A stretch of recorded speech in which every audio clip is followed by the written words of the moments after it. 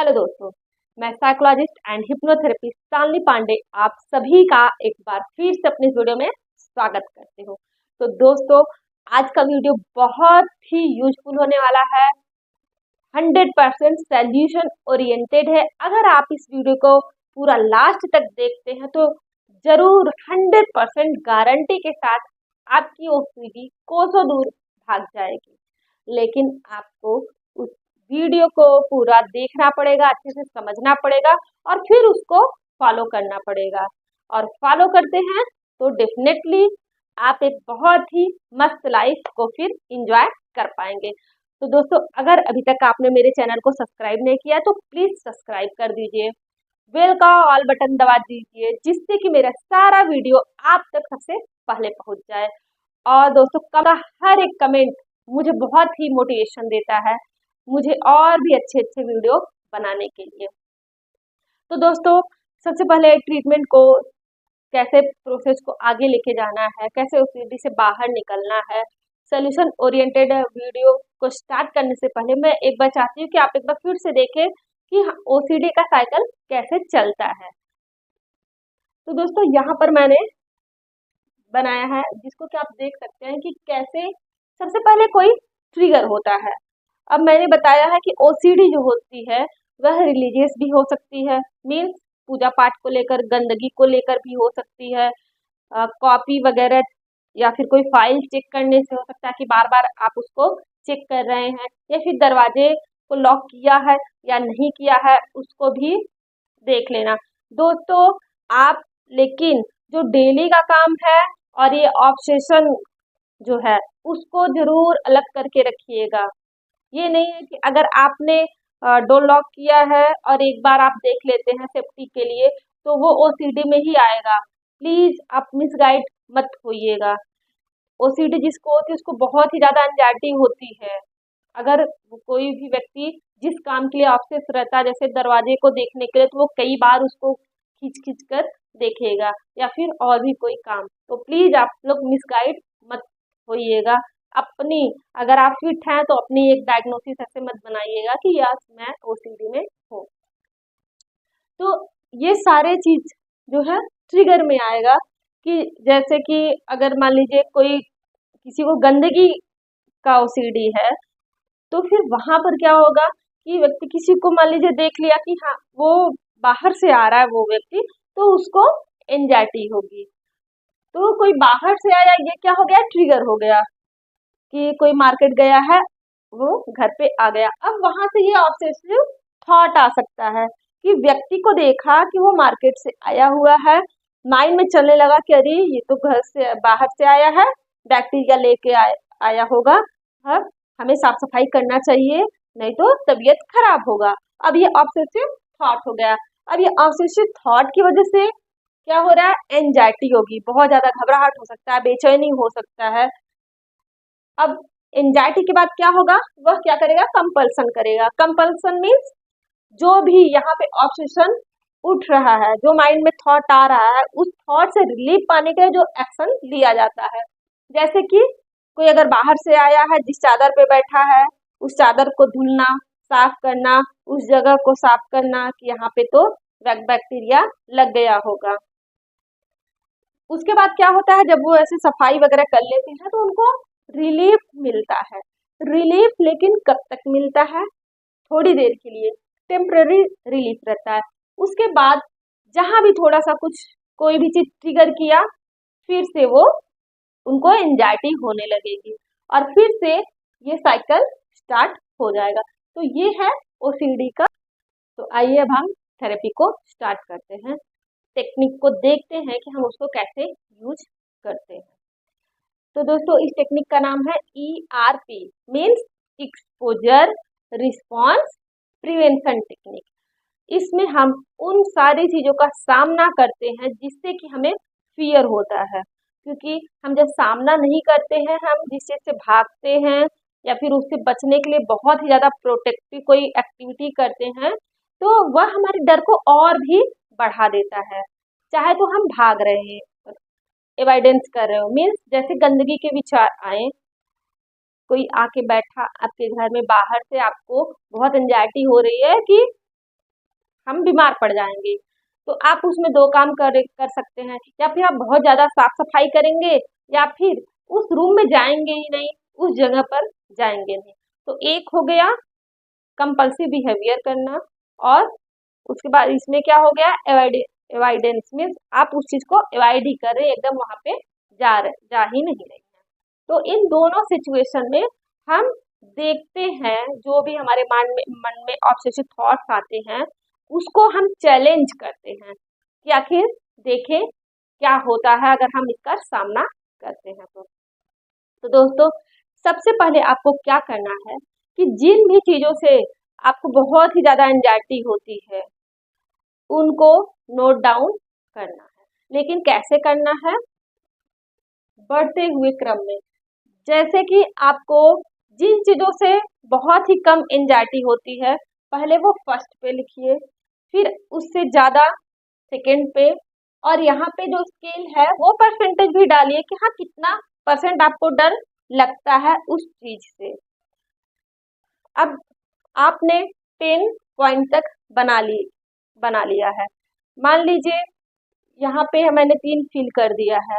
जरूरी नहीं है कि आपको गंदगी से लेकर ही ऑब्सेसिव थॉट्स हो, आपके जिन चीजों से भी लेकर ऑब्सेसिव थॉट्स हैं उनका आप यहाँ पे एक हायरार्की बना सकते हैं, जिससे सबसे कम एंजाइटी होती है सबसे नीचे, और जिससे बहुत ही ज्यादा एंजाइटी होती है वो सबसे ऊपर, क्योंकि हमें सामना करना है, फेस करना है। तो हम धीरे धीरे अपने जो भी हमारा प्रॉब्लम्स है या फिर जिन चीजों से एंजाइटी होती है, हम धीरे धीरे उसको फेस करेंगे। तो सबसे पहले आपको ये काम करना है। तो प्लीज अगर आप कॉपी पेन लेकर बैठे हैं तो अभी आप कर लीजिए, अदरवाइज आप अगर बाद में टालते हैं तो हो सकता है आप भूल जाएं या फिर और भी किसी कामों में व्यस्त हो जाए। अब सबसे पहले आप एक 4 कॉलम बना लेंगे। अब इसमें ए का मतलब होता है एक्टिवेटिंग इवेंट्स, मीन्स वह घटना जो कि आपको एंजाइटी पैदा करती हो। जैसे कि कोई बाहर से आया, बिना पैर धोए हुए आपके बिस्तर पे बैठ रहा है, या फिर आप खुद बिना पैर धुले हुए बिस्तर पे जाके बैठते हैं।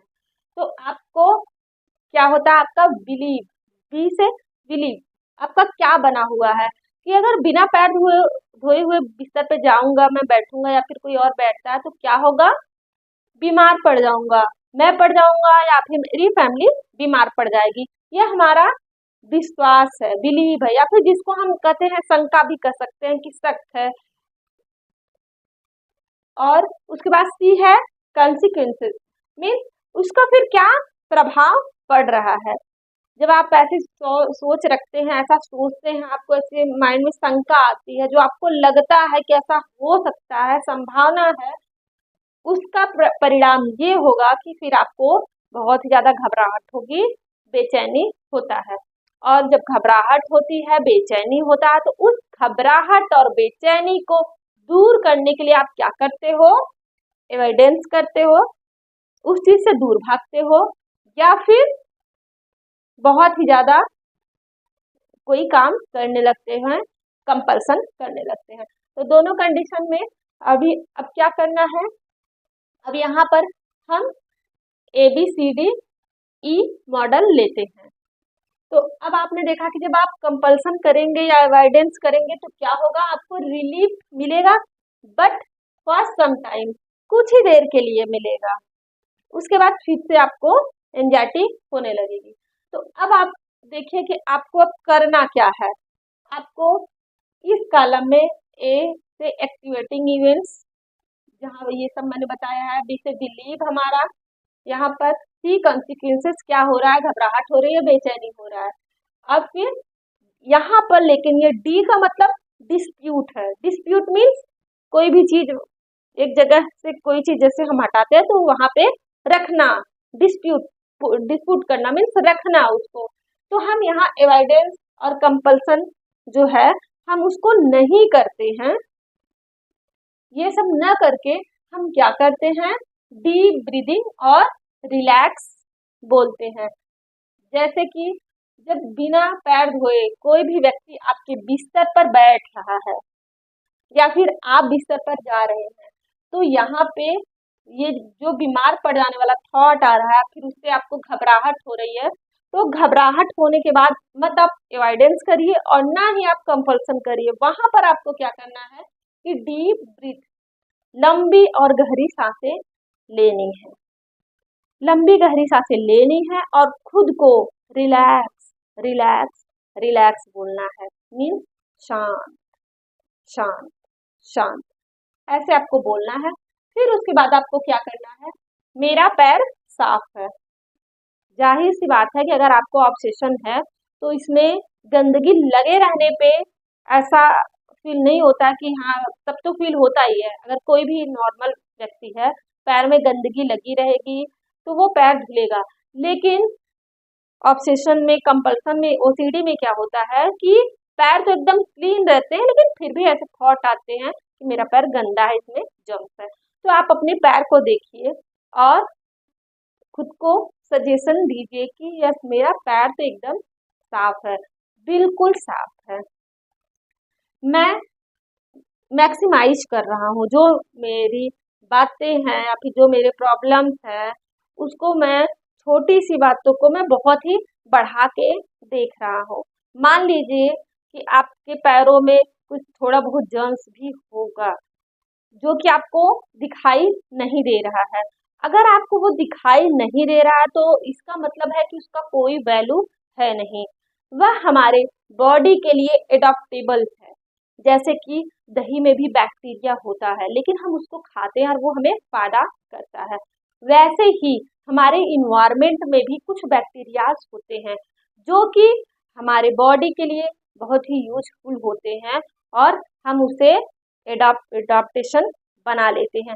जैसे कि अगर किसी एक बच्चे को हमेशा घर में पैक किए रहोगे बचपन से ही, नहीं उसको धूल में जाने दोगे, नहीं मिट्टी में, नहीं बाहर खेलने दोगे, फिर क्या होगा?